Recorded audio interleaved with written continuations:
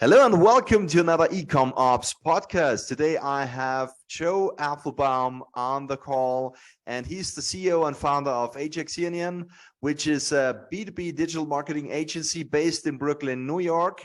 And they have an innovative team of marketing experts who know how the things are done and how to work with search engine optimization, search engine marketing, social media, email marketing, all this kind of marketing stuff that you need to do online. And you might consider them if you have project in mind. But Joe, to you, tell me a bit more about Ajax Union and how did you start? Why did you start? What's the reasons behind that? I used to build websites for people, and you know the famous saying, if you build it, they will come? Yeah. Well, I built it, people didn't come. I built lots of websites for people, and they didn't come. And people started asking me, Joe, like, what's going on? You build me a website, I'm not getting traffic. I was like, well, you didn't ask me for traffic. You asked me to build you a website, and I built you a beautiful website. So they're like, well, we want traffic. Can you get us traffic? And I said, of course, I'll research it. So I started researching getting people traffic to websites, and it turns out there's a concept called SEO. It stands for search engine optimization, where you optimize the website and optimize the authority of the website and the credibility of the website on the internet, and you're able to rank on Google. And so I became an expert at SEO. I started getting people's websites to rank, and that turned into a business. And we called the business Ajax Union, and a lot of people were interested in getting traffic to their website. It turns out that more people are interested in getting traffic to their website than people wanting to get their website built to begin with, because people want more business. I assume that. I mean, everyone has a website now, and most of the websites are good meanwhile. So I think the most important thing is to get traffic on the website. Yeah, getting traffic on the website's important, but what's more important is getting the right traffic to your website. Mm-hmm. Because if you get the wrong traffic, the right strategy will save you a decade. And if you get the wrong traffic, you get stuck.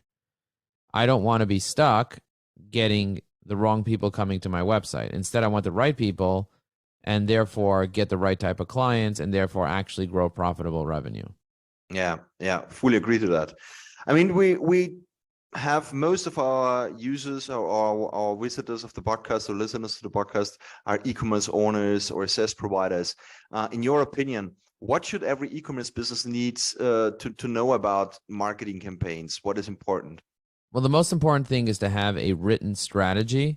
A lot of the times, e-commerce business owners, they have an idea of what they want, but they're not very clear as to what is your cost per acquisition? How many clients are you looking for? What is your churn rate? What is your average lifetime value? How do you get a larger lifetime value from your customers? What are you doing to leverage your existing clients to make them repeat clients? People are often very transactional. And if you're transactional, you're missing out on the ability to build a relationship with your customer and to get referrals. And so leveraging that's going to indicate whether your e-commerce business is going to be highly successful or not, because your biggest clients are going to be the clients that have already done business with you. Those are the ones that you have to really grow and think about, not just dealing with the tip of the iceberg, which is the top of your funnel, but really getting to the bottom of the funnel and growing your e-commerce in a way where you get repeat customers, bigger orders, and great referrals. Mm-hmm. I got it. Yeah. And is it necessary to have an extensive budget for a good and efficient marketing campaign, or how much time does it take to see results? Your budget would be determined by what your goal is as a business. If you want to have a lot of revenue, then you need a little bit of a bigger budget. The more you want to grow, the faster you want to grow, the more resources and the more resourceful that you need to be in order to be able to achieve that. If you determine that it costs you $100 to get every single client and you only want 10 clients, well, then your budget is only $1,000 because it costs you $100 per client and you want 10 clients. But if you want to grow a multi-million-dollar business and your budget is $100 per client and your average order spends $200, then you're going to need lots of money. If you want to grow a $2 million business, you need to invest $1 million to get a $2 million business. 25% of that might be recurring revenue later. So you're paying $1 million to make $2 million, and then in perpetuity, you're making $1 million. And so thinking about that, That's very, very powerful concept that if you do that over several years, before you know it, you could spend nothing and still make several $1,000,000 a year because you have really good email marketing, because you have really good social media, because you have an established base of customers. And that's where you start profiting significantly in your business. Now, do you need to do every type of marketing? No. What you need to do is first come up with a strategy, determine what you want to accomplish, figure out your target market, figure out the right messaging to the right target market, and then figure out where your people are hanging out. Where are your ideal customers hanging out? Is it in Facebook? Is it in Instagram? Is it in LinkedIn? Are they hanging out in certain forums? Are they participating in certain events, certain digital events or certain physical events? What trade shows are they going to? What publications are they reading? And when you start learning where they are and how they hang out and the behaviors that they have, then you can start crafting the right messaging in the right places to be able to start getting more traction. You don't need to spend a lot. What you need to do is instead figure out what you want to do in your business and then have a goal and then test against that goal. Marketing is about testing. You need to test. You don't know what's going to work and what's not going to work. I don't know what's going to work and what's not going to work. Even artificial intelligence, that's the smartest being in the world right now, doesn't what will work and what won't work. They can statistically tell you what works for other industries. And if you're not leveraging AI for your marketing right now, for your e-commerce business, you are missing out. AI can help you with SEO, with social media. AI can help you create better product descriptions. It can help you do market research. It can help you brainstorm. I am overdosing on AI right now, and I am loving it. Oh yeah, did you try I spent 100 hours talking to ChatGPT over the past month. Oh, wow. 100 hours, and I wrote a course, a 53-page course on how to use ChatGPT for business development and marketing. And I had ChatGPT help me write it. And do you have the public? Can someone download that? If they email info@evergreen.com, we'll give them access to the beta course. But yes, it'll be available on evergreen.com shortly. That's great. That's great. Yeah, I think there's a huge opportunity with this new technologies, and we will see in the near future, I think, how people will use it and what the outcome is. Can you say what channel is best for e-commerce to market on, or where should I start to market for my e-commerce store? Start to market where your customers are.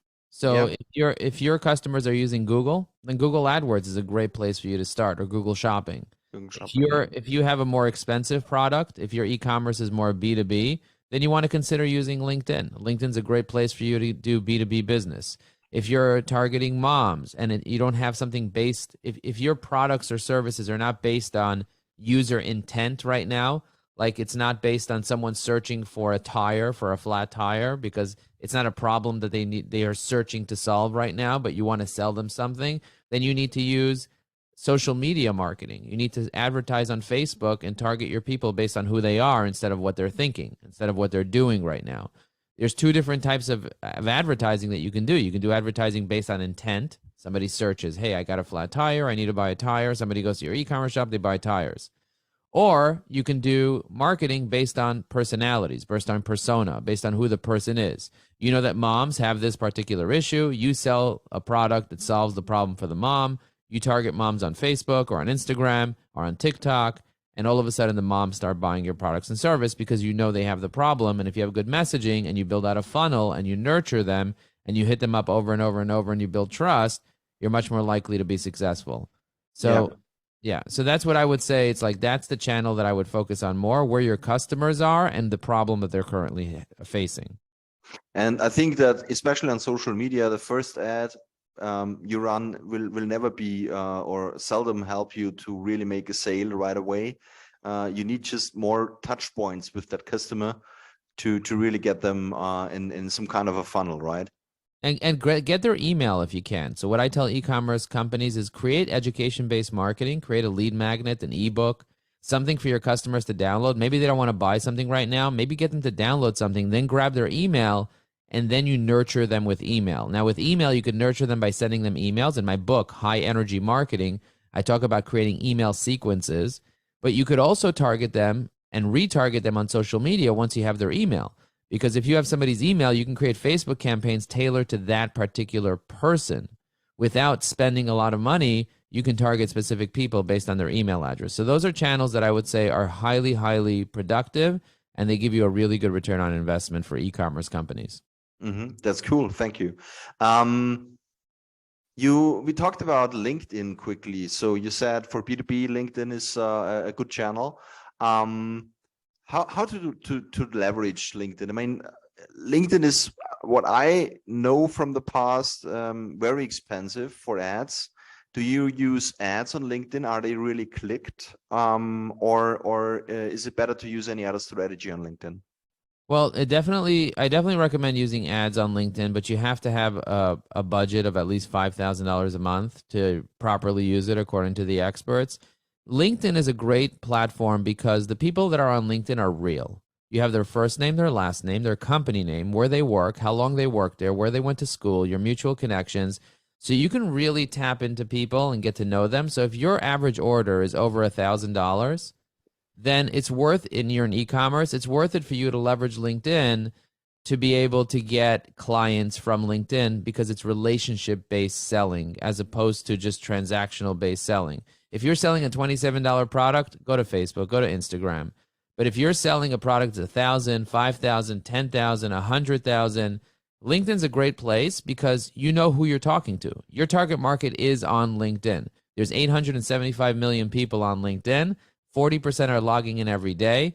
The ads work, but you have to connect the ads, make them work in a certain way where you're using ads and you're also following up with the people that click on the ads organically. So what I do is I'll run a lead gen campaign on LinkedIn. Somebody will download my lead magnet. Then I'll connect with them on LinkedIn on the organic side, grab their email, send them an email, and start building a relationship, posting content. Now they're seeing my content. They're a follower of mine.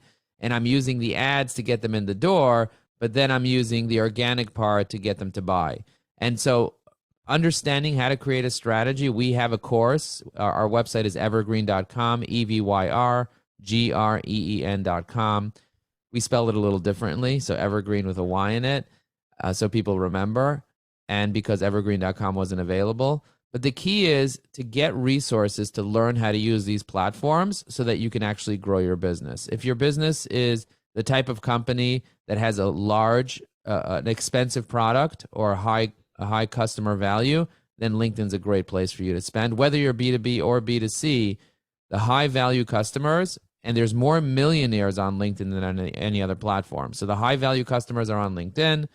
The people that are there are real. And you have more executives, more CEOs, more decision makers, more C-level executives, more senior vice presidents of publicly traded companies. These are the people that have money. These are the people that spend money. And also, another idea for people that are in B2C e-commerce is getting partners, influencers, and people that can joint venture to their own communities so that you can send emails to their people as well. You build those relationships and those referral partners on LinkedIn.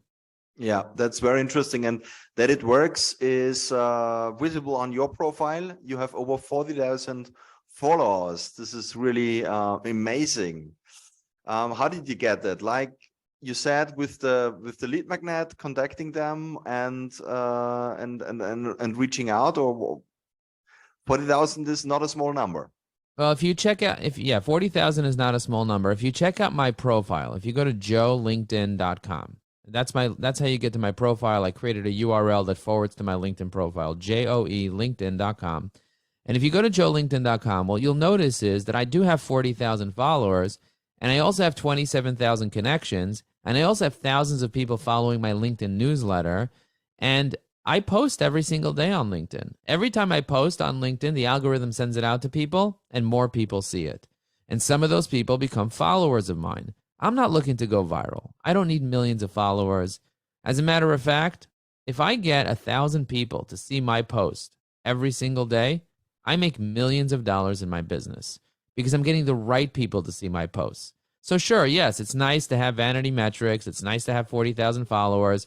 I don't know if you know this, but every follower is also a connection. Every connection is also a follower. You can follow me and not connect with me, but often when you connect with me, automatically LinkedIn makes you a follower. And you could have up to 30,000 connections on LinkedIn. So just think about that. You want 1,000 followers on Instagram, you got to pay for those followers. You got to advertise a lot. But on LinkedIn, you just have to connect with 1,000 people. Now you have 1,000 followers. And those people are your target market because you know exactly who they are. It's not some random Instagram screen name for somebody that happened to come across your ad.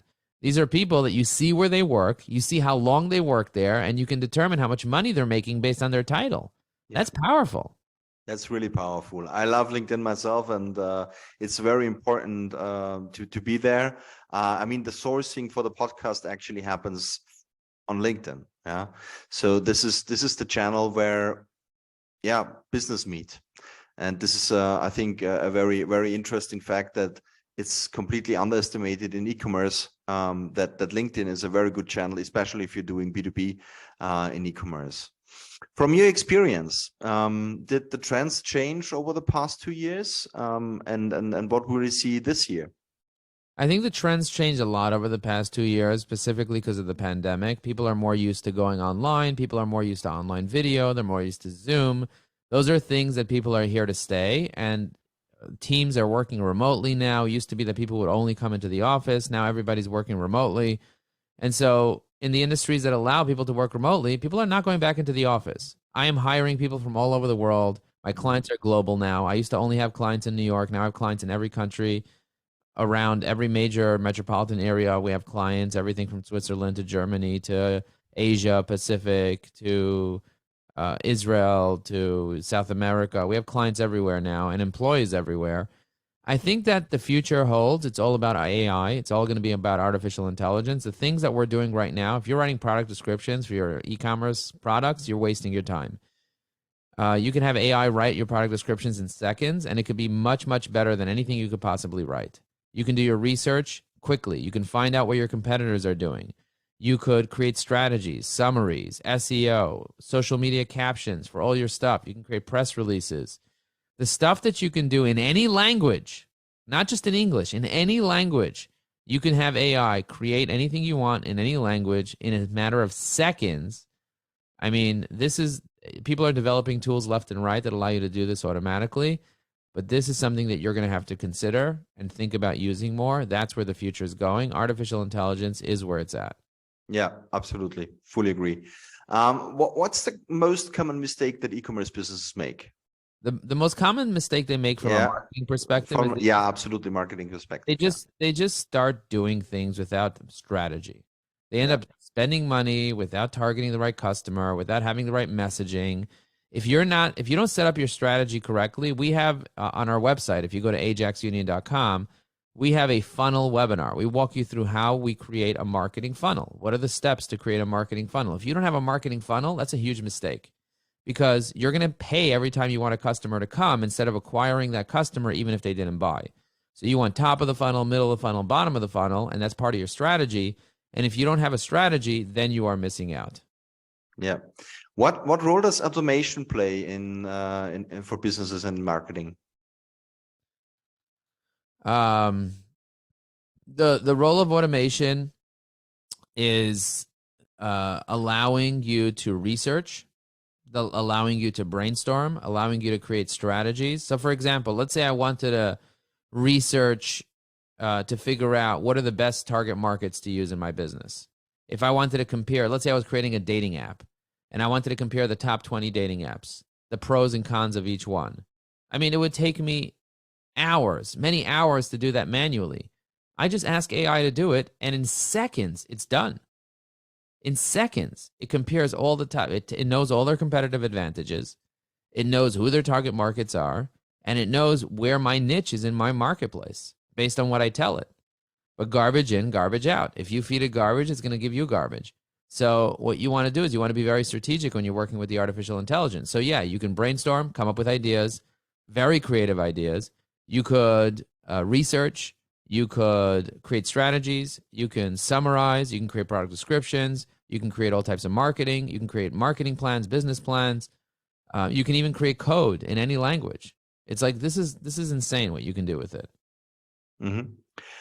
And do you use automation in your business, in your daily business? Every day. Every day? Single day. Every single day I use automation. Right now I'm doing an improv event. Mm-hmm. I'm doing an improv event on Thursday. So I used automation to create the agenda. I used automation to create the event. I used automation to create the email templates that I'm going to be sending out emails with, the LinkedIn posts. I used automation to create the comments that I'm commenting on people's posts. I used the automation to create the improv exercises. I said, act as an improv instructor and create exercises. And I said, creative exercises that are compatible with business networking. And I said, give me more creative exercises. And because I know how to operate the AI, I'm an expert at operating the AI, I'm able to have it do things for me that most people can't do. It dances for me. I'm almost like a ringleader at a circus, and my monkey's doing all the things I tell it to do. And that's really amazing. I mean, you can save so much time if you do that right. And it's a topic that we could, I think, talk hours. But it's the last question for today. So let me ask you, who taught you the most about marketing and inspired your entrepreneurship? I think the person that taught me the most about marketing is Russell Brunson. I learned a lot from him, from .com Secrets. He helped me learn about the marketing funnel and how it works. So I really studied that a lot. I also learned SEO from a guy named Aaron Wall and from a guy named Matt Cutts, who worked for Google's spam quality. I learned a lot about that there.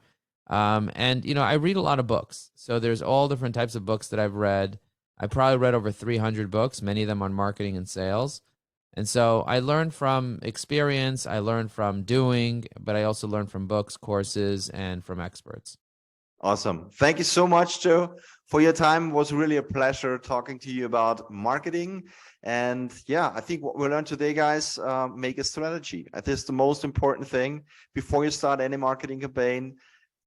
Try to sit down and really think about what you want to do, who's the right audience, who is the language that you're talking to, and where can you find those people? Where are they hanging around? What is your target? Right. Once you have the strategy written down, once you have a written strategy, you can feed that strategy to artificial intelligence, and it will help you create marketing. If you don't feed it a strategy, it's not going to know it's not going to know anything. So you really need to come up with your strategy first before you're able to do marketing and before you're able to use tools like AI. That's cool. And we will post some of the links that Joe mentioned in the blog post for this podcast episode. So just check the blog post for it, and we will post them. See you then. And don't forget to like it. Bye-bye. See you soon. Bye. Thank you, Joe. Thank you. And that's it for this episode of the eCom Ops Podcast. If you enjoyed listening and would like us to find and interview more e-commerce operations experts, please search for eCom Ops Podcast in your favorite podcast listening app, and then subscribe, rate, and review. Until next time.